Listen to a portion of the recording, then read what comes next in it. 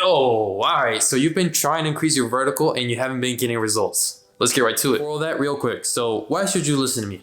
I have tried everything, period. I've tried all the programs, ATG, THP, PJF Performance. If you know who those people are, they're kind of in the fitness, increase your vertical athleticism area of YouTube. So yeah, I've tried all those programs. And I'm not gonna lie, I did get some benefits from them. And I did take some of my exercises, which I now still perform.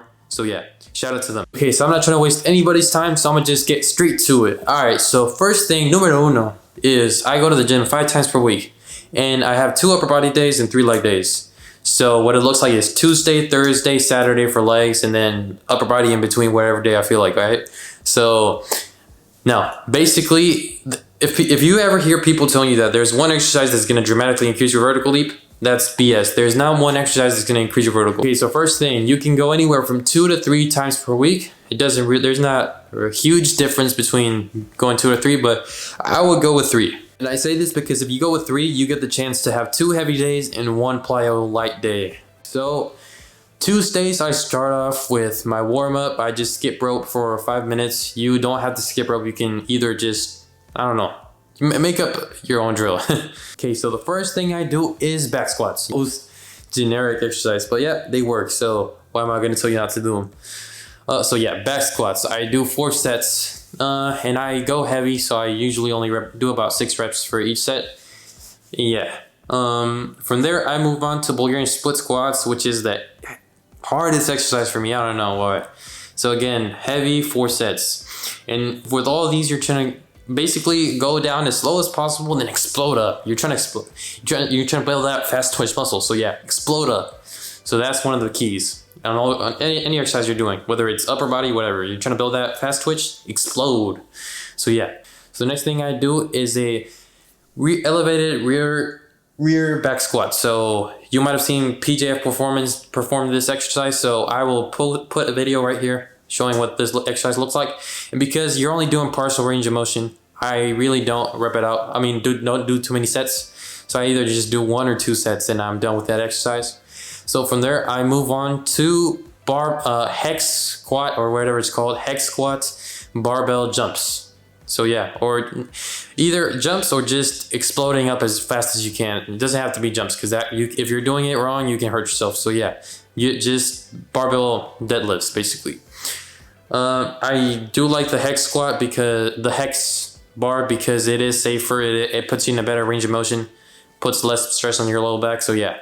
If you have that available to you, use that by all means. But if you don't, there's no problem. So from there, again, back squats, Bulgarian split squats, rear elevated rear back squat, split squat.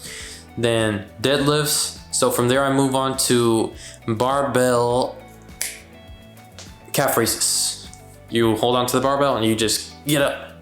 Do about 50 with heavy weight, because it's the only way I get burns in my calves.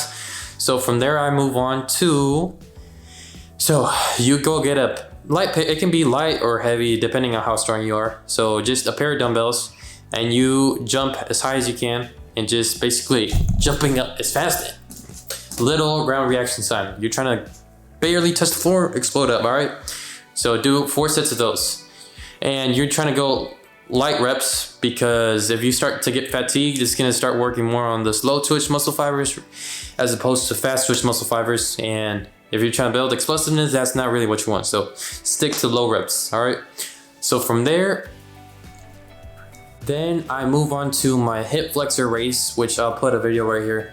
It's you might have not seen this exercise, but if you do it fast, it can actually, 1, encourage better flexibility, better range of motion with your hip flexors, and 2, it can actually help get a stronger knee drive.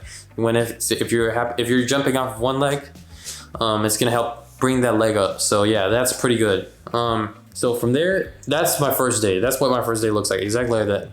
And then I'm done with that. So from there, I move on to my second day. So it'd be Thursday, and I follow the exact same workout. Only difference is that now I'll add power cleans. So power cleans, yeah. Now these can be either pro or con. If you can't do it, if you don't follow proper form, you can hurt yourself. So be careful. I had a back injury because I did this wrong. So yeah, watch yourself with that. I'm not telling you to do it, but do it. So then, okay, so this is my favorite day. So Saturdays or Sundays, whenever you have time. So basically plyo days. Yeah. So you might have gotten the perception that basketball players don't need plyometrics because we are already getting enough plyometrics just from playing the sport. But this is not the case, especially if you're just on the bench or whatever. And basically you can do all the world's best you can lift the heaviest weights and do it as explosive as you can. But if you're not doing any exercises to help translate them into actual vertical leap gain and actual biomechanics of jumping, you're not going to be you're not going to be reaping the rewards of what you've built in the gym. So yeah, it's essential to have a day specific for plyometrics. So the best plyometrics I've found. So, okay, I'm gonna give you the whole list. So first, if you happen to have a resistance band, so you can wrap it around a pull-up bar or just any tall surface you can wrap a band around, and you can practice, you can pull yourself up as you jump, and it's called a resistant band jump or something like that, I don't know.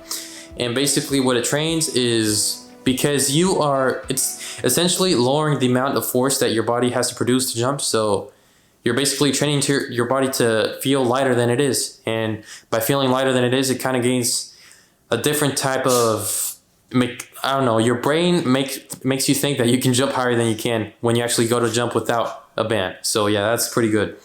From there, I move on to depth jumps. I can't pronounce that. Depth jumps, which are also essential. What can I say? They're great. So from there, I move on to, my dog is whining right there. Yeah. So from there, I move on to okay, so then I'll do either, if you happen to have a resistance band again, you can wrap it around something that's stuck to the floor, or you can just grab dumbbells, and again, light dumbbells, and just do one-legged hops with either weight or a resistance band holding you down off of one foot. So increase your balance off of one foot again. So yeah, do that. Then after that, I'll move on to broad skip jumps. So yeah, that's probably the toughest one here with dumbbells. So yeah, you need to have a little bit, well, even if you're in an enclosed space, you can just, I don't know, jump twice and then turn around, jump twice, turn around. It's a little more inconvenient, but you can still do it. Then from there, it just off the top of my head, I forgot to add one exercise to the original days. So probably my favorite one that I recommend doing the most is step-ups, dumbbell step-ups, either in a bench or a box. Box is probably safer than a bench, just because bench can flip on you if you jump wrong and it's harder to land. But yeah, you can either, well, I recommend going heavyweight.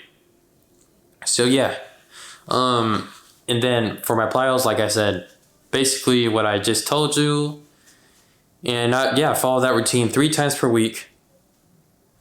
And obviously I'm probably trying to dunk every single day, so that's why I didn't add it as plyo, because I'm trying to dunk every single day. Well, not trying, I'm dunking every single day because I can.